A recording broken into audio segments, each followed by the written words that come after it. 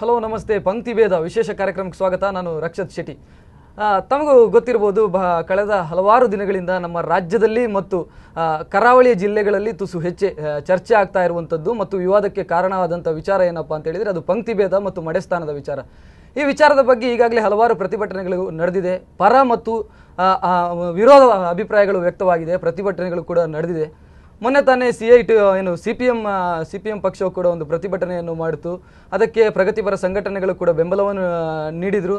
ಅನಂತರ ಕೃಷ್ಣ ಮಠಕ್ಕೆ ಮುತ್ತಿಗೆ ಹಾಕಲು ಯತ್ನಿಸಿದಾಗ ಅಲ್ಲಿ ಲಾಠಿ ಚಾರ್ಜ್ ಕೂಡ ನಡೆದಂಥದ್ದನ್ನು ತಾವು ಗಮನಿಸಿದ್ದೀರಿ. ಇದು ನಿನ್ನೆಯಿಂದ ಮತ್ತೆ ಈ ಪಂಕ್ತಿಭೇದ ಅಥವಾ ಮಡೆಸ್ಥಾನದ ವಿಚಾರ ನಿನ್ನೆಯಿಂದ ಮತ್ತೆ ಸುದ್ದಿ ಆಗ್ತಾ ಇದೆ. ನಿನ್ನೆ ತಾನೇ ಸುದ್ದಿಗೋಷ್ಠಿ ಮಾಡಿದಂಥ ಪೇಜಾವರ ಸ್ವಾಮೀಜಿಗಳು ಪಂಕ್ತಿಭೇದದ ವಿಚಾರದ ಬಗ್ಗೆ ಮಾತಾಡಿದ್ದಾರೆ. ಅವರು ಮಾತಾಡಿರುವಂಥದ್ದು ಪಂಕ್ತಿಭೇದದ ಪರವಾಗಿ ಮಾತಾಡಿರುವಂಥದ್ದು ಮತ್ತೆ ವಿವಾದಕ್ಕೆ ಕಾರಣವಾಗಿದೆ. ಅವರು ಏನು ಹೇಳಿದ್ದಾರೆ, ಅವರ ಸುದ್ದಿಗೋಷ್ಠಿಯಲ್ಲಿ ಏನು ಹೇಳಿದ್ದಾರೆ ಅನ್ನುವಂಥ ತುಣುಕು ಇಲ್ಲಿದೆ. ಮೊದಲನೇದಾಗಿ ಅದನ್ನು ನೋಡ್ಕೊಂಡು ಬನ್ನಿ.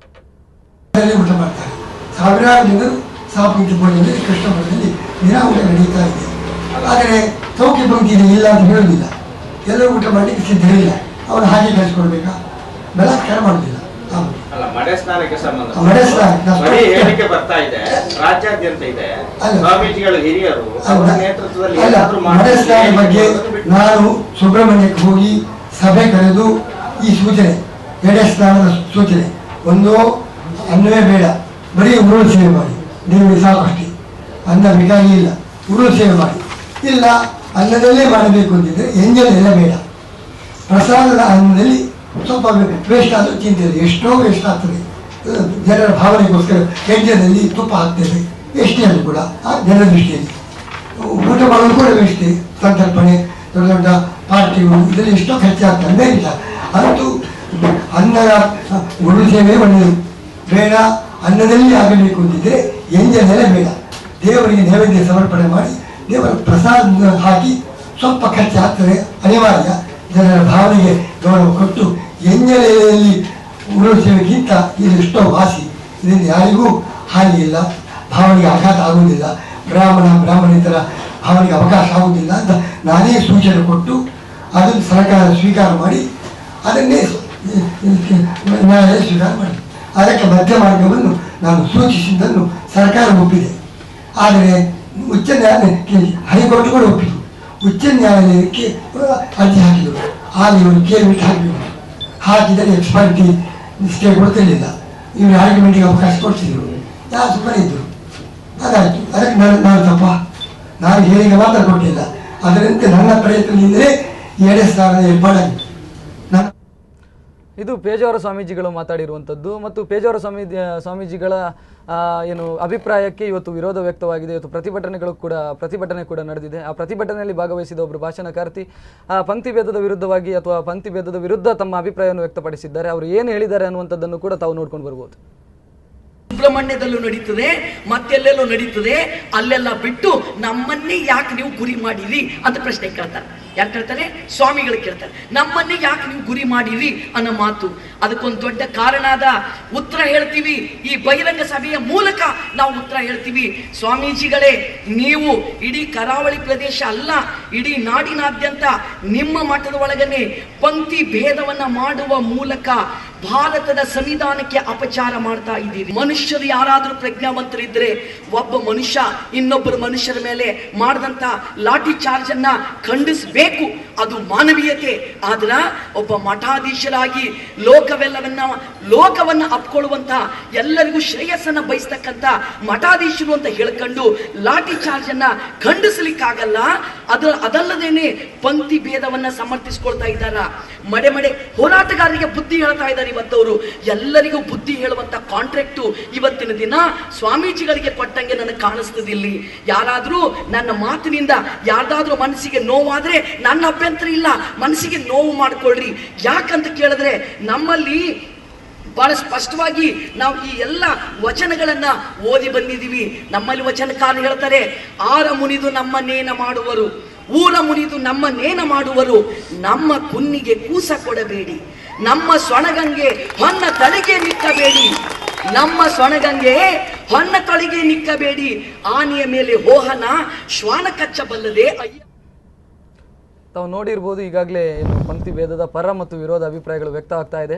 ನಮ್ಮ ಸ್ಟುಡಿಯೋದಲ್ಲಿ ಕೂಡ ಈ ಬಗ್ಗೆ ಇವತ್ತು ನಾವು ಚರ್ಚೆ ಮಾಡಲಿಕ್ಕಿದ್ದೇವೆ. ನಮ್ಮ ಸ್ಟುಡಿಯೋದಲ್ಲಿ ಇವತ್ತು ನಮ್ಮ ಜೊತೆ ಪಂಕ್ತಿ ಭೇದದ ವಿಚಾರದ ಬಗ್ಗೆ ಪರ ಮತ್ತು ವಿರೋಧ ಮಾತಾಡಲಿಕ್ಕೆ ನಮ್ಮ ಜೊತೆ ಇಬ್ಬರು ಅತಿಥಿಗಳಿದ್ದಾರೆ. ಒಬ್ಬರು ದಲಿತ ನಾಯಕರಾಗಿರುವಂಥ ಜಯನ್ ಮಲ್ಪೆ ಅವರಿದ್ದಾರೆ, ಅವರಿಗೆ ಸ್ವಾಗತ. ಅದೇ ರೀತಿ ಇನ್ನೊಬ್ಬರು ಹಿಂದೂ ಸಂಘಟನೆಯ ನಾಯಕರು ವಾಸುದೇವ್ ಭಟ್ ಅವರಿದ್ದಾರೆ, ವಾಸುದೇವ್ ಭಟ್ರಿಗೂ ಸ್ವಾಗತ. ನಾನು ಮೊದಲನೇದಾಗಿ ವಾಸುದೇವ್ ಭಟ್ರ ಹತ್ರ ಕೇಳಬೇಕು.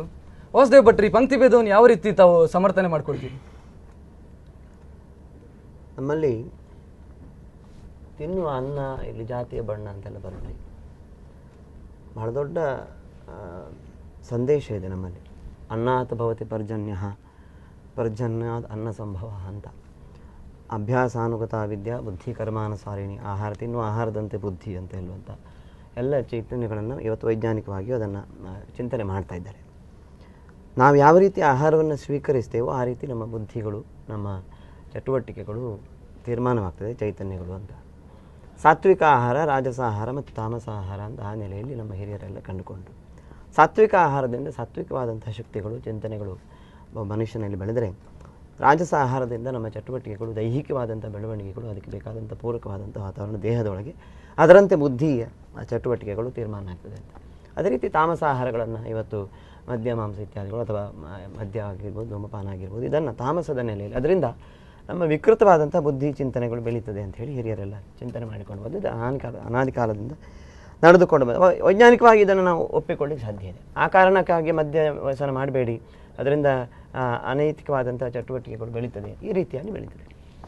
ಸಾತ್ವಿಕ ಆಹಾರ ಇವತ್ತು ದೇವಸ್ಥಾನಗಳ ವ್ಯವಸ್ಥೆಯಲ್ಲಿ ಈ ಚಿಂತನೆಗಳು ಬರ್ತಾ ಇದ್ದಾವೆ. ಇದು ಹಿಂದೆ ನಡೆದಿದೆ, ಸಾಕಷ್ಟು ಇದರ ಬಗ್ಗೆ ಹೋರಾಟಗಳನ್ನು ಜಯನ್ ಮಲ್ಪೆ ಅವರು ಅಥವಾ ಅದರ ಹಿಂದೆ ಉಡುಪಿ ಮಠದಲ್ಲಿ ಸಾತ್ವಿಕ ಆಹಾರವನ್ನೇ ಕೊಡುವಂಥದ್ದು. ಖಂಡಿತ ಸಾತ್ವಿಕ ಆಹಾರವನ್ನೇ ಕೊಡ್ತಾ ಇದ್ದಾರೆ. ಇದರಿಂದ ಒಟ್ಟಿಗೆ ಊಟ ಮಾಡಬಾರ್ದು ಪ್ರಶ್ನೆ ಅದಲ್ಲ ಪ್ರಶ್ನೆ ಬಂದಿರುವಂಥದ್ದು. ಸಾತ್ವಿಕ ಆಹಾರವನ್ನು ತಿನ್ನುವವರ ಜೊತೆಗೆ ತಾಮಸ ಆಹಾರ ಬೇಕು. ಇಲ್ಲಿ ಯಾಕೆ ಸಾತ್ವಿಕ ಆಹಾರ ಅಥವಾ ಈ ಪಂಕ್ತಿ ಭೇದ ಬರ್ತಾ ಇದೆ ಅಂತ ಹೇಳುವಂಥದ್ದು. ಅಂದ್ರೆ ವಾಸುದೇವ್ ಭಟ್ರೆ, ತಾವು ಒಂದು ಸಂಘಟನೆ, ತಾವು ಹಿಂದೂಗಳು ಎಲ್ಲರೂ ಒಂದು ಅನ್ನುವಂತ ಒಂದು ಸಂಘಟನೆ ಜವಾಬ್ದಾರಿಯುತ ಸ್ಥಾನದಲ್ಲಿ ಇರುವಂತ ವ್ಯಕ್ತಿ ತಾವು ಈ ರೀತಿ ಭಾಷಣಗಳನ್ನು ಮಾಡುವಂತ ವಾಸುದೇವ್ ಭಟ್ರು ಪಂಕ್ತಿ ಭೇದವನ್ನು ಯಾವ ರೀತಿ ಸಮರ್ಥಿಸಿಕೊಳ್ತೀರಿ? ಹಿಂದೂಗಳೆಲ್ಲ ಒಂದೇ ಅಂತ ಹೇಳುವ? ಖಂಡಿತ ನಾನು ಅದನ್ನು ಆತ್ಮಪೂರ್ವಕವಾಗಿ ಒಪ್ಪಿಕೊಂಡವರು, ಇವತ್ತಿಗೂ ಕೂಡ ಅದನ್ನು ಒಪ್ಪಿಕೊಳ್ತೇನೆ. ಕಾಯೇನ ವಾಚಾ ಮನಸ್ಸು ಅದರ ಪೂರ್ವಕವಾಗಿ ನಡ್ಕೊಂಡು ಬರ್ತಾ ಇದ್ದೇವೆ. ನಾಳೆ ಜಯನ್ ಮಲ್ಪೆ ಅವರೊಟ್ಟಿಗೆ ಇವತ್ತು ರಾತ್ರಿ ಸಂದರ್ಶನದ ನಂತರ ನಾನು ಊಟ ಮಾಡಲಿಕ್ಕೆ ಸಿದ್ಧನಿದ್ದೇನೆ. ಆದರೆ ಒಂದು ಶಿಷ್ಟಾಚಾರದ ವ್ಯವಸ್ಥೆ ಒಳಗೆ, ಒಂದು ಪಾರಂಪರಿಕ ವ್ಯವಸ್ಥೆ ಒಳಗೆ, 800 ವರ್ಷದಿಂದ ನಡೆದುಕೊಂಡು ಬಂದಿರುವಂತಹ ಒಂದು ಪಾರಂಪರಿಕ ವ್ಯವಸ್ಥೆ ಒಳಗೆ ಅದನ್ನು ಒಪ್ಪಿಕೊಳ್ಳಿಕ್ಕೆ ಸಾಧ್ಯ ಇಲ್ಲ. ಇವತ್ತು ಸಂವಿಧಾನದ 65 ವರ್ಷದ ಚೌಕಟ್ಟಿನ ಒಳಗೆ ನಮ್ಮ ಧಾರ್ಮಿಕ ವ್ಯಾಪ್ತಿ ಬಹಳ ದೊಡ್ಡದಿದೆ. ಇಡೀ ದೇಶದಲ್ಲಿ ಕೃಷ್ಣ ಮಠ ಮಾತ್ರ ಅಲ್ಲ, ಇಡೀ ಸಾವಿರಾರು ದೇವಸ್ಥಾನಗಳು, ಮಠ ಮಂದಿರಗಳು ಶಿಷ್ಟಾಚಾರಗಳ ನೆಲೆಯಲ್ಲಿ ಉಳ್ಕೊಂಡು ಬಂದಿರುವಂಥದ್ದು. ಈ ಧಾರ್ಮಿಕ ಪರಂಪರೆಯಿಂದಲೇ ಭಾರತ ಇವತ್ತು ಜಗನ್ಮಾನ್ಯ ಅಂತ ಆಗಿರುವಂಥದ್ದು. ಆ ಧಾರ್ಮಿಕ ಪರಂಪರೆ ಈ ನೆಲದ ವೈಶಿಷ್ಟ್ಯ, ವೈವಿಧ್ಯ, ಅದನ್ನು ಉಳಿಸಿಕೊಳ್ಳಬೇಕಾದಂತದ್ದು ನಮ್ಮ ಹಕ್ಕು. ಅದನ್ನು ಉಳಿಸಿಕೊಳ್ಳಿಕ್ಕೆ ಬೇಕಾಗಿ ಪಂಕ್ತಿ ಭೇದವನ್ನು ಮುಂದುವರಿಸಬೇಕು. ಖಂಡಿತ. ಯಾಕೆ ಅಂತ ಹೇಳ್ತೇನೆ, ಶಿಷ್ಟಾಚಾರ ಉಳಿಲೇಬೇಕಾಗ್ತದೆ, ನಮ್ಮ ಧಾರ್ಮಿಕ ವ್ಯವಸ್ಥೆ ಉಳಿಲೇಬೇಕಾಗ್ತದೆ. ಇವತ್ತು ಏನಾಗಿದೆ ಹೇಳಿದ್ರೆ, ಗಾಳಿ ಬಂದ ದಿಕ್ಕು ಅಂತಾಗಿದೆ ಸಮಾಜ ಇಡೀ. ಅಂಥ ನೆಲೆಯಲ್ಲಿ ಸಮಾಜಕ್ಕೆ ಏನೋ ಒಂದು ದಿಕ್ಕು ಅಂತ ಉಳಿದಿರುವಂತಹದ್ದು ಮಠ ಮಂದಿರಗಳು, ಮಠಮಾನ್ಯಗಳು, ಅಲ್ಲಿನ ಶಿಷ್ಟಾಚಾರಗಳು. ಅದನ್ನೂ ಕೂಡ ಗಾಳಿಗೆ ಬಂದ ದಿಕ್ಕಿಗೆ ಒಡ್ಡಿಕೊಂಡು ಹೋದರೆ ಸಮಾಜಕ್ಕೆ ನಾಳೆ ನೆಲೆ ಇಲ್ಲ ಅಂತ ಆಗ್ತದೆ. ಸರಿ ವಾಸುದೇವ್ ಭಟ್ರೆ, ಜಯನ್ ಮಲ್ಪೆ ಅವರೇ, ನಾನು ನಿಮ್ಮ ಹತ್ರ ಕೇಳಬೇಕು. ಉಡುಪಿ ಮಠದಲ್ಲಿ ಕೂತ್ಕೊಂಡು ಬ್ರಾಹ್ಮಣರ ಜೊತೆ ಊಟ ಮಾಡಲೇಬೇಕು ಅನ್ನುವಂಥ ಹಠ ಯಾಕೆ? ಖಂಡಿತ ನಮ್ಗಂತೂ ಖಂಡಿತ ಬ್ರಾಹ್ಮಣರ ಜೊತೆ ಊಟ ಮಾಡಲಿಕ್ಕೆ ಖಂಡಿತ ಇಷ್ಟ ಇಲ್ಲ. ಮತ್ತೆ ಮಠದಲ್ಲಿ ಊಟ ಮಾಡಲಿಕ್ಕೆ ಈ ದಲಿತರಿಗೆ 100ಕ್ಕೆ 100 ಇಷ್ಟ ಇಲ್ಲ. ಅವ್ರ ದೇವರು ಅವರ ಮಠ ಏನಾದ್ರು ಬಿದ್ಕೊಂಡು ಸಾಯಲಿ. ನನ್ನ ಪ್ರಶ್ನೆ ಏನಂದ್ರೆ, ದಲಿತರಿಗೆ ನಾನು ಮಾತಾಡುವಂತ ನೀವು ಮಾತಾಡಿ. ಇಲ್ಲಿ ನಿಮ್ಮ ಬಗ್ಗೆನೇ ನಾನು ಹೇಳ್ಬೇಕಂದ್ರೆ, ನೀವು ಇವತ್ತು ನನ್ನ ಜೊತೆ ಊಟ ಮಾಡ್ತೀರ ಅನ್ನೋ ಬಗ್ಗೆ ನನಗೆ ವಿಶ್ವಾಸ ಇದೆ. ದಲಿತರ ಹೆಣ್ಮಕ್ಳಿಗೆ ಇದು ಕಟ್ತೀರಿ, ಏನು ರಕ್ಷಾ ಬಂಧನ ಕೂಡ ಕಟ್ತೀರ ಅನ್ನೋ ವಿಶ್ವಾಸ ಇದೆ. ಆದರೆ ಇಲ್ಲಿರ್ತಕ್ಕಂಥ ಸ್ವಾಮೀಜಿಗಳು ದಲಿತ ಕೇರಿಗೆ ಹೋಗಿ ಸಮಾನತೆಯನ್ನು ಬೋಧಿಸ್ತಾರೆ, ದೀಕ್ಷೆಯನ್ನು ಕೊಡ್ತಾರೆ. ಇಲ್ಲಿ ಮಾತ್ರ ಪಂಕ್ತಿ ಭೇದ ಮಾಡ್ತಾರೆ. ಊಟದ ಬಗ್ಗೆ ಮಾತಾಡಿದ್ರು ನಮ್ಮ ಭಟ್ರು, ಒಳ್ಳೆ ವಿಚಾರನ ಹೇಳಿದ್ರು. ಯಾರು ಈ ಮಠದಲ್ಲಿ ಇರ್ತಕ್ಕಂಥ ರಮ್ಮು ಕುಡಿಯುವ ಸ್ವಾಮೀಜಿಯನ್ನ ನಾನು ಕಂಡಿದ್ದೇನೆ. ಈ ಮಠದಲ್ಲಿ ಇರ್ತಕ್ಕಂಥ ಮಾಂಸ ತಿನ್ನುವ ಶ್ರೀಗಳು ಸೇರಿದಂತೆ ಯಾವುದೇ ಸಾಧು ಸಂತರ ಸಂಸ್ಕಾರ, ಬುದ್ಧಿ ಸಂಸ್ಕಾರಕ್ಕೆ ಧಿಕ್ಕಾರ ಇದೆ. ಒಪ್ಪಿಕೊಳ್ಳಿಕ್ಕೆ ಸಾಧ್ಯ ಇಲ್ಲ. ಯಾವ ಕಾರಣಕ್ಕೆ ನೀವು ಇದನ್ನು ಮಾತಾಡ್ತಾ ಇದ್ದೀರಿ? ನಾನು ಹೇಳುವಂತದ್ದು ನೀವು ಆಗುದಿಲ್ಲ. ಸಾಧು ಸಂತರ ವಿಚಾರದಲ್ಲಿ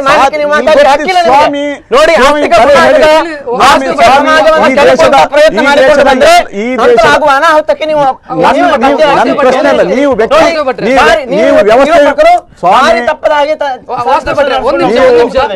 ಜಯನ್ ಮಲ್ಪೆ ಅವರು ಒಂದು ಆರೋಪವನ್ನು ಮಾಡ್ತಾ ಇದ್ದಾರೆ.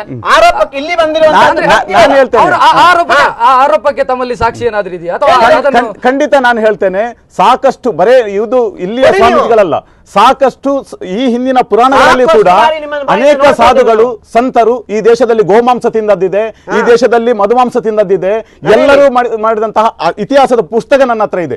ಹಾಗಿರುವಾಗ ಇಲ್ಲಿ ಬೇಕಾದಷ್ಟು ಈ ಸ್ವಾಮೀಜಿಗಳ ಬಗ್ಗೆ ಬಂದಂತಹ ಲಂಕೇಶ್ ಪತ್ರಿಕೆ ಇರ್ಬೋದು, ಹಾಯ್ ಬೆಂಗಳೂರು ಪತ್ರಿಕೆ ಇರ್ಬೋದು, ಹಾಯ್ ಬೆಂಗಳೂರು ಪತ್ರಿಕೆ ಇರ್ಬೋದು, ಅನೇಕ ಪತ್ರಿಕೆಗಳಲ್ಲಿ ಕೂಡ ಇಲ್ಲಿನ ಸ್ವಾಮೀಜಿಗಳ ಎಲ್ಲಾ ಲೀಲೆಗಳು ಪ್ರಕಟವಾಗಿದ್ದು ಗೊತ್ತಿದೆ. ಬೇಕಾದ್ರೆ ನಿಮ್ಗೆ ಅವಕಾಶ ಕೊಟ್ಟರೆ ಎಲ್ಲ ಗ್ರಂಥಗಳನ್ನು ತಂದು ನಿಮ್ಮ ಮುಂದೆ ಹೇಳ್ತೇನೆ. ನಾನು ಯಾವುದು ಒಂದು ನಿಮಿಷ ಹೇಳ್ತೇನೆ, ನಾನು ನನ್ನ ವೈಯಕ್ತಿಕವಾದ ಮಾತುಗಳನ್ನು ಹೇಳ್ತಾ ಇಲ್ಲ. ನಾನು ಎಲ್ಲ ದಾಖಲೆಗಳನ್ನ ಮತ್ತೆ ಬೇರೆ ತಂದ ಓದಿದಂತಹ ಮತ್ತೆ ದಾಖಲೆ ಇದ್ದದ್ದಂತ ಮಾತ್ರ ಮಾತಾಡ್ತೇನೆ. ಜಯನ್ ಮಲ್ಪೆಯವರ ವೈಯಕ್ತಿಕ ಇದೆ ಅಂದ್ರೆ ನಾನು ಈ ಪಂಕ್ತಿ ಭೇದವನ್ನು ವ್ಯವಸ್ಥೆಯನ್ನ ಖಂಡಿಸ್ತೇನೆ. ನೀವು ಆರ್ಗ್ಯುಮೆಂಟ್ ಮಾಡ್ತೀರಾ ಇಲ್ವಾ ನನಗೆ ಗೊತ್ತಿಲ್ಲ. ಈ ವ್ಯವಸ್ಥೆ ಒಳಗಡೆ ಮತ್ತೆ ಒಂದು ನಿಮಿಷ ನೆನ್ಪಿಟ್ಕೊಳ್ಳಿ, ಈ ವ್ಯವಸ್ಥೆ ಪಂಕ್ತಿ ಭೇದದ ವ್ಯವಸ್ಥೆ ಇವತ್ತಿನದಲ್ಲ, ಸುಮಾರು 18 ಶತಮಾನಗಳ ಹಿಂದೆ, ಅಂದ್ರೆ ಹೆಚ್ಚು ಕಮ್ಮಿ 200 ವರ್ಷಗಳ ಹಿಂದೆ ಕೂಡ ಈ ಹೋರಾಟ ನಡೀತಿದೆ. ಇವತ್ತಿನ ಹೋರಾಟ ಅಲ್ಲ. ನೀವು ಇವತ್ತಿನ ಹೋರಾಟ ಅಂತ ಎಣಿಸ್ಕೊಂಡಿದ್ರೆ ಪೇಜಾವರ ಅಥವಾ ಇನ್ಯಾರೇ ಎಣಿಸ್ಕೊಂಡಿದ್ರೆ ಅದು ಮೂರ್ಖತನ. ಅವ್ರಿಗೆ ಇತಿಹಾಸ ಗೊತ್ತಿಲ್ಲ ಅಂತ ಹೇಳ್ತೇನೆ. ಯಾಕೆಂದ್ರೆ ಪೆರಿಯಾರ್ ರಾಮಸ್ವಾಮಿಯವರಿಂದ ಹಿಡಿದು ಇಲ್ಲಿ ಅಂಬೇಡ್ಕರ್ ಇಂದ ಗಾಂಧಿ ಹಿಂದೆ ಹಿಡಿದು ಎಲ್ಲರೂ ಕೂಡ ಸಹಪಂಥಿ ಭೋಜನದ ಬಗ್ಗೆ ಮಾತಾಡಿದ್ದಾರೆ ಮತ್ತೆ ಹೋರಾಟ ಮಾಡಿದ್ದಾರೆ. ಸ್ವಾತಂತ್ರ್ಯ ಚಳವಳಿಯಲ್ಲಿ ಕೂಡ ಗಾಂಧೀಜಿಯವರು ಸಹಭೋಜನದ ಬಗ್ಗೆ ಮಾತಾಡಿದ್ದನ್ನ ನಾವು ನೋಡಿದ್ವಿ. ಅಂದ್ರೆ ಇದೇ ಇತಿಹಾಸದಲ್ಲಿ ಚರಿತ್ರೆಯನ್ನ ಗೊತ್ತಿಲ್ಲದವರು ಈಗ ಪಂಕ್ತಿ ಭೇದದ ಬಗ್ಗೆ ಇದು ಹೊಸತೇನು ವಿಚಾರವಲ್ಲ, ನಿರಂತರ ಈ ದೇಶದ ಸತಿ ಸಗಮನ ಪದ್ಧತಿಯ ಬಗ್ಗೆ ಹೋರಾಟ ಮಾಡಿದ್ದಾರೆ, ಅಂತರ್ಜಾತಿ ವಿವಾಹದ ಬಗ್ಗೆ ಹೋರಾಟ ಮಾಡಿದ್ದಾರೆ. ಹಾಗಾಗಿ ಇದು ಇವತ್ತಿನದಲ್ಲ, 2000 ವರ್ಷದ ಹಿಂದಿನ 200 ವರ್ಷಗಳ ಹಿಂದೆ ಕೂಡ ಈ ತರದ ಹೋರಾಟಗಳು ನಡೀತಾ ಇದೆ. ನಾನು ಕೇಳ್ತಿರೋದು ಬರೇ ಉಡುಪಿ ಕೃಷ್ಣ ಮಠ ಅಲ್ಲ. ಉಡುಪಿ ಕೃಷ್ಣ ಮಠನ ಯಾಕೆ ಟಾರ್ಗೆಟ್ ಮಾಡ್ಕೊಂಡಿದ್ದೆ ಅಂದ್ರೆ ನಾನು ಉಡುಪಿಯಲ್ಲಿ ಚಳವಳಿ ಮಾಡ್ತಾ ಇದ್ದೇವೆ, ಮತ್ತೆ ಉಡುಪಿಯಲ್ಲೇ ಹುಟ್ಟಿದ್ದೇವೆ. ಇದೇನು ಉಡುಪಿ ಕೃಷ್ಣ ತಮಗೆ ಅನಿಸೋದಿಲ್ಲ ಈಗ ಉಡುಪಿ ಮಠದಲ್ಲಿ ನಮಗೆ ಪಂಕ್ತಿ ಭೇದ ಬೇಡ ಅಥವಾ ಬ್ರಾಹ್ಮಣರ ಜೊತೆ ಕೂತ್ಕೊಂಡು ಊಟ ಮಾಡಬೇಕು ಅನ್ನುವಂಥ ಬೇಡಿಕೆ ಎಲ್ಲೋ ಒಂದು ರೀತಿಯಲ್ಲಿ ಬ್ರಾಹ್ಮಣ ಶ್ರೇಷ್ಠತಾವಾದವನ್ನು ಒಪ್ಪಿಕೊಂಡಂತ ಅನಿಸೋದಿಲ್ವಾ? ನೋಡಿ, ನಾವು ನೆನ್ಪಿಟ್ಕೊಳ್ಳಿ, ಬ್ರಾಹ್ಮಣರ ಶ್ರೇಷ್ಠತ್ವವನ್ನು ನಾನು ಯಾವತ್ತೂ ಒಪ್ಕೊಳ್ಳೋದಿಲ್ಲ. ಸಾರಿ, ಬ್ರಾಹ್ಮಣರನ್ನ ನಾನು ಬೈಯುವುದಿಲ್ಲ, ಬ್ರಾಹ್ಮಣ್ಯತ್ವವನ್ನು ಬೈತೇನೆ. ನಾನು ಹೇಳ್ತಿರೋದಿಲ್ಲ, ಇದು ಬರೇ ದಲಿತ ಸಮಾಜದ ಮತ್ತೆ ದಲಿತರು ಊಟ ಕೊಡಿ ಅಂತ ನಾವು ಬೇಡುವಂತ ಪರಿಸ್ಥಿತಿ ಇಲ್ಲ. ನಾನು ಹಿಂದೂ ಯುವ ಸೇನೆ ಅಥವಾ ಹಿಂದೂ ಸಂಘಟನೆ ಯಾರು ವಕ್ತಾರರಿದ್ದಾರೆ ಅವರಲ್ಲಿ ಕೂಡ ವಿನಂತಿ ಮಾಡ್ತೇನೆ, ಇದು ಹಿಂದೂ ಸಮಾಜ ಅಂತ ಹೇಳಿಕೊಳ್ಳುವವರಿಗೆ, ಹಿಂದೂ ಧರ್ಮದ ಬಗ್ಗೆ ಮಾತಾಡಿಕೊಳ್ಳುವವರಿಗೆ, ಸಮಾನತೆ ಬಗ್ಗೆ ಮಾತಾಡಿಕೊಳ್ಳುವವರಿಗೆ, ಮತ್ತೆ ನಾವು ಆರೋಗ್ಯಕರ ಸಮಾಜವನ್ನು ನಿರ್ಮಾಣ ಮಾಡೋದಕ್ಕೋಸ್ಕರ ಎಲ್ಲಾ ಜಾತಿ ಧರ್ಮದವರು ಒಟ್ಟಿಗೆ ಉಣ್ಣುವಂಥದ್ದು. ನಿಮಗೆ ತುಳುನಾಡಿನ ಒಂದು ಸಂಸ್ಕೃತಿ ಒಂದು ಕಟ್ಟುಕತೆನೇ ಇದೆ. ಒಂಜಪ್ಪೆ ಜೋಕುಲು ಒಂಜಿ ಚಪ್ಪರದಡಿಟ್ಟು ಒಟ್ಟಾದು ಉನ್ಪಿನಾನ್. ಇಂಥ ಚರಿತ್ರೆ ಊರಿನಲ್ಲಿ ಇಂಥ ಅಸಮಾನತೆಗಳನ್ನು ಸೃಷ್ಟಿಸುವುದು, ಧರ್ಮ ಯಾವಾಗಲೂ ಚಲಿಸುವ ನೀರಾಗಿರ್ಬೇಕು. ಅದು ಹಿಂದಿನ ಕಾಲದಲ್ಲಿ ಇರ್ಬೋದು, ಏನೇ ಇರ್ಬೋದು ಅದು. ಆದರೆ ಈ ವ್ಯವಸ್ಥೆಯ ಒಳಗಡೆ ಬದಲಾವಣೆ ತರಬೇಕನ್ನುವುದೇ ನಮ್ಮ ಉದ್ದೇಶ. ಎಲ್ಲ ಧರ್ಮಗಳು ತನ್ನ ಕಾಲಘಟ್ಟಕ್ಕೆ ತನ್ನ ಇದನ್ನು ಒಪ್ಪಿಕೊಳ್ತದೆ, ತನ್ನ ವ್ಯವಸ್ಥೆಯನ್ನು ಚಲನದಲ್ಲಿ ಇರ್ತದೆ. ಹಾಗಾಗಿ ಈ ಧರ್ಮದಲ್ಲಿ ಕೂಡ ಇರ್ತಕ್ಕಂಥ ಅನಿಷ್ಟತೆಯ ಬಗ್ಗೆ ನಾವು ಹೋರಾಟ ಮಾಡ್ತೇವೆ, ಮುಂದೆಯೂ ಹೋರಾಟ ಮಾಡ್ತೇವೆ. ವಾಸುದೇವ್ ಭಟ್ರೆ, ನಿನ್ನೆ ಇದು ಪ್ರೆಸ್ ಮೀಟ್ ಮಾಡಿದಂಥ ಪೇಜಾವರ ಸ್ವಾಮೀಜಿಗಳು ಒಂದು ಮಾತನ್ನು ಹೇಳ್ತಾರೆ, ನಮ್ಮ ಮಠದಲ್ಲಿ ಸಾಂಪ್ರದಾಯಿಕ ಭೋಜನ ವ್ಯವಸ್ಥೆಯೂ ಇದೆ, ಅದರ ಜೊತೆಗೆ ಸಹಭೋಜನ ವ್ಯವಸ್ಥೆಯೂ ಕೂಡ ಇದೆ. ಸಾಂಪ್ರದಾಯಿಕ ಭೋಜನ ವ್ಯವಸ್ಥೆ ಯಾರಿಗೆ ಕೊಡ್ತೇವೆ ಅಂತ ಹೇಳಿದ್ರೆ ವಿಶಿಷ್ಟ ಅದ್ವೈತ ಸಿದ್ಧಾಂತವನ್ನು ನಂಬಿದಂತ ಬ್ರಾಹ್ಮಣರು ಯಾರಿದ್ದಾರೆ ಅವರು ಉಳಿದವರ ಜೊತೆ ಊಟ ಮಾಡೋದಿಲ್ಲ, ಆ ಕಾರಣಕ್ಕೆ ಕೊಡ್ತಾರೆ. ನಾನು ನಿಮ್ಮ ಹತ್ರ ಕೇಳಿದ್ದೇನೆ, ನಾಳೆ ಬಂಟರು, ಬಿಲ್ಲವರು ಅಥವಾ ಗಾಣಿಗರು ನಾವು ವಿಶಿಷ್ಟಕ್ಕಿಂತ ವಿಶಿಷ್ಟ ಸಿದ್ಧಾಂತವನ್ನು ನಾವು ಪಾಲನೆ ಮಾಡ್ತೇವೆ ಸ್ವಾಮಿ, ನಮಗೆ ಅವರ ಜೊತೆ ಎಲ್ಲ ಊಟ ಮಾಡ್ಲಿಕ್ಕೆ ಆಗೋದಿಲ್ಲ, ನಮಗೆ ಬೇರೆ ಊಟದ ವ್ಯವಸ್ಥೆ ಮಾಡಿಕೊಡಿ ಅಂತ ಹೇಳಿ ಮಾಡಿಕೊಡ್ತೀವಿ. ಆ ಪರಿಸ್ಥಿತಿ ಬಂದಾಗ ಅದನ್ನು ಚಿಂತನೆ ಮಾಡಬೇಕಾದ ಪರಿಸ್ಥಿತಿಯಲ್ಲಿ ಸಮಾಜ ಇರಬಹುದು.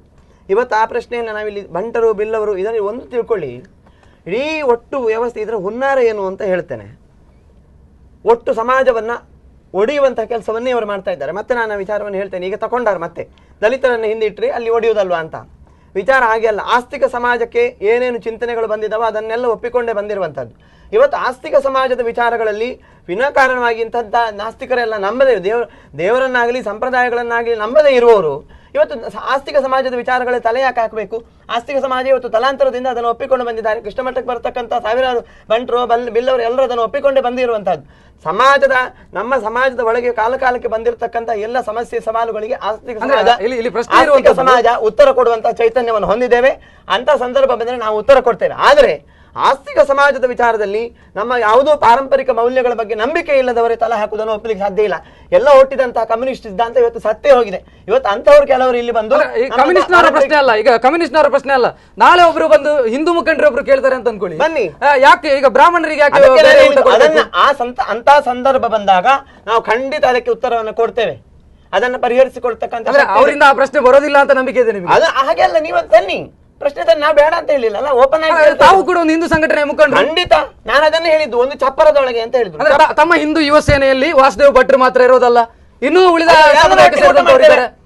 ಪ್ರಶ್ನೆ ಮಾಡೋದಿಲ್ಲ? ಮಾಡ್ಲಿ, ಮಾಡಬಾರ್ದು ಅಂತ ಹೇಳಿಲ್ಲ, ಅವರು ಮಾಡಬೇಕು ಅಂತ ಅನ್ನಿಸ್ಲಿಲ್ಲ, ಅದಕ್ಕಿಂತ ಮೀರಿದ ಮೌಲ್ಯದೊಳಗೆ ಬಿಡ್ತಾ ಇಲ್ಲ. ಅಯ್ಯೋ, ಇದನ್ನ ನೀವು ಹೇಳಿದ್ದು, ಇದನ್ನು ನೀವು ಸೃಷ್ಟಿ ಮಾಡ್ತಾ ಇರುವಂತದ್ದು, ಈ ಮಾನಸಿಕತೆ ಇರುವವರು ಸೃಷ್ಟಿ ಮಾಡ್ತಾ ಇರುವಂತ, ಅವರಲ್ಲಿ ಅಂತ ಮಾನಸಿಕತೆಯನ್ನು ಬಿತ್ತುವಂತ ಪ್ರಯತ್ನಗಳನ್ನು ಮಾಡ್ತಾ ಇದ್ದೇವೆ. ಯಾವ ಮಾಡ್ತಾ ಇದ್ದೇವೆ? ಇಲ್ದಿದ್ರೆ ಯಾಕೆ ಮಾಡಲಿಲ್ಲ? ನಾವು ಈ ಬಗ್ಗೆ ಯಾರು ಯುವಸೇನೆ ಒಳಗೆ ಯಾರಾದ್ರೂ ಒಬ್ಬ ಹೇಳಿ, ವಾಸುದೇವ ಭಟ್ರು. ವಾಸುದೇವ್ ಭಟ್ರು ಇಲ್ಲಿ ಇನ್ನೊಂದು ಪ್ರಶ್ನೆ ಬರ್ತದೆ, ಇಲ್ಲಿ ವಾಸುದೇವ್ ಭಟ್ರು ಮುಖ್ಯ ಅಲ್ಲ, ಧರ್ಮ ಮತ್ತೆ ಈ ಸಹೋದರ ವಾಸುದೇವ್ ಭಟ್ರ ಬಗ್ಗೆ ನಮ್ಗೆ ಗೌರವ ಇದೆ, ಅದು ಬೇರೆ ಪ್ರಶ್ನೆ. ನಾನು ಇದನ್ನ ವಾಸುದೇವ್ ಭಟ್ರು ಇದ್ಬಾರ್ದು, ವಾಸುದೇವ್ ಭಟ್ರಿಗಿಂತ ಹೊರತುಪಡಿಸಿ ಮಾತಾಡಲಿ ಅವರು. ಪೇಜಾವರ ಶ್ರೀಗಳು ಸೇರಿದಂತೆ ಎಲ್ಲ ಸಾಧು ಸಂತರಿಗೆ ಒಂದು ಬದ್ಧತೆ ಇದೆ. ಪಾರಂಪರಿಕ ಶಿಷ್ಟಾಚಾರಗಳನ್ನ, ಅಲ್ಲಿರ್ತಕ್ಕಂಥ ವಿಧಿ ನಿಷೇಧಗಳನ್ನ ಕಾಪಾಡಿಕೊಂಡು ಬರಬೇಕಾದಂತಹ ಬದ್ಧತೆ ಇದೆ. ಇವತ್ತು ಪೇಜಾವರ ಶ್ರೀಗಳು ಸಮಾಜದಲ್ಲಿ ನೇತೃತ್ವ ವಹಿಸಿಕೊಂಡು ಬಂದಿದ್ದಾರೆ ಅನ್ನುವ ಕಾರಣಕ್ಕೆ ಪದೇ ಪದೇ ಪೇಜಾವರ ಶ್ರೀಗಳ ಮೇಲೆ ವಿನಾಕಾರಣ ಅವಹೇಳನ ಮಾಡುವಂತದ್ದನ್ನು ಹಿಂದೂ ಸಮಾಜ ಸಹಿಸಲಿಕ್ಕೆ ಸಾಧ್ಯ ಇಲ್ಲ. ಸಮಾಜಕ್ಕೆ ಅಸಮಾನತೆ ವಿಚಾರ ತೆಗೆದುಕೊಳ್ಳಿ, ಹಿಂದೂ ಸೋದರ ಸರ್ವೆ ಅಂತ ಘೋಷಣೆ ಕೊಟ್ಟವರು ಪೇಜಾವರ ಶ್ರೀಗಳೇ, ಹಿಂದೂ ಪಚ್ಚೋ ಭವೇತ್ ಅಂತ ಹೇಳುವ ಘೋಷಣೆ ಕೊಟ್ಟವರು ಪೇಜಾವರ ಶ್ರೀಗಳೇ. ಅದೇ ತನ್ನ ಘೋಷಣೆಗೆ ಕಾಯೇನ ವಾಚ ಮನಸ ನ್ಯಾಯ ಕೊಡ್ಲಿಕ್ಕೆ ಇಡೀ ಸನ್ಯಾಸದ 80 ವರ್ಷಗಳ ಕಾಲ ಆರ್ನಿಶಿಯಾಗಿ ದುಡಿತಾ ಇದ್ದಾರೆ. ಇವತ್ತಿಗೂ ಕೂಡ ಮತ್ತೆ ನಕ್ಸಲ್ ಏರಿಯಾದ ಪ್ಯಾಕೇಜ್ ಕೊಡ್ಲಿಕ್ಕೆ ಹೊರಟಿದ್ದಾರೆ, ದಲಿತರಿಗೆ ಹಾಸ್ಟೆಲ್ ಮಾಡಿದ್ದಾರೆ. ಅವರದೆಲ್ಲ ನಾಟಕ ರೀ, ಸುಮ್ಮನೆ ನಾಟಕ. ಇದನ್ನ ನಾಟಕ ಅಂತ ಹೇಳಿದ್ರೆ ನಾನು ಅಂಬೇಡ್ಕರ್ ನಾಟಕ ಹೇಳ್ಬೇಕು. ನಾನು ಯಾಕೆ ಹೇಳ್ತೇನೆ ಅಂದ್ರೆ